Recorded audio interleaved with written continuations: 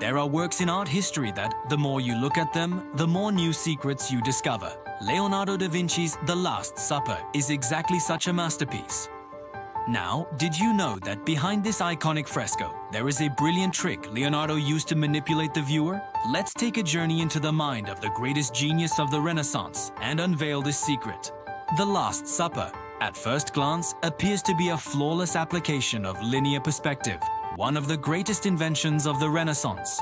All the lines, all the architectural details seem to converge at a single point, right at the Temple of Jesus. This technique adds incredible depth and realism to the painting. As a viewer, you feel as if you are inside that room, a part of that historical moment. But that is not exactly the case. This is precisely where Leonardo's genius comes into play. Art historians and mathematicians, after years of examining the painting, noticed a surprising truth. Leonardo had deliberately violated the rules of perspective. Yes, you heard that right. The greatest master of that era, the person who knew the rules best, made errors on purpose. But why? Why did he deliberately ruin something that could have been perfect? The answer lies in the fact that Leonardo was as much a psychologist as he was an artist. The fresco is located in the refectory of the Santa Maria delle Grazie monastery in Milan, and the painting is located quite high up on the wall. If Leonardo had applied the perspective mathematically 100% correctly, the figures, and especially the objects on the table, would have looked strange and distorted to a viewer looking up from the ground. For instance, the breads and glasses on the table would not have been clearly visible, and the apostles' faces would not have been at the correct angle. Leonardo, however, prioritized the viewer's experience above all else. His goal was not to make a mathematical proof, but to create an emotional and spiritual impact. For this reason, he used multiple vanishing points. The lines of the ceiling converge at one point, the lines of the floor tiles at another, and the table itself has a completely different perspective. While technically an error, this was an artistic triumph. Because of these errors, no matter where you stand in the room, the painting appears correct and balanced to you. The biggest trick is with the table itself.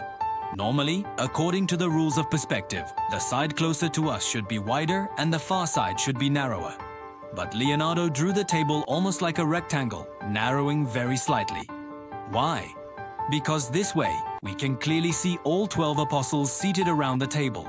If the table had been drawn with correct perspective, the apostles on the sides would have been obscured by each other, and we wouldn't have been able to clearly see their reactions to Jesus' famous words, "One of you will betray me."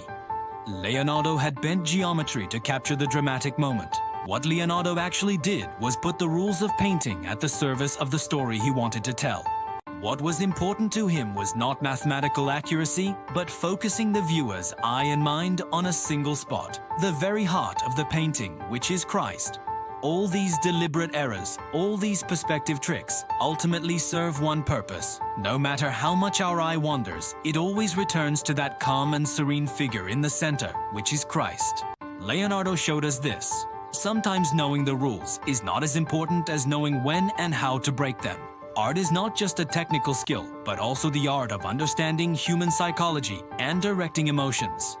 The next time you look at The Last Supper, try to see not just the brushstrokes, but also the deliberate and ingenious trick in the mind of a genius. Only then will you truly understand why this work continues to captivate humanity for 5 centuries.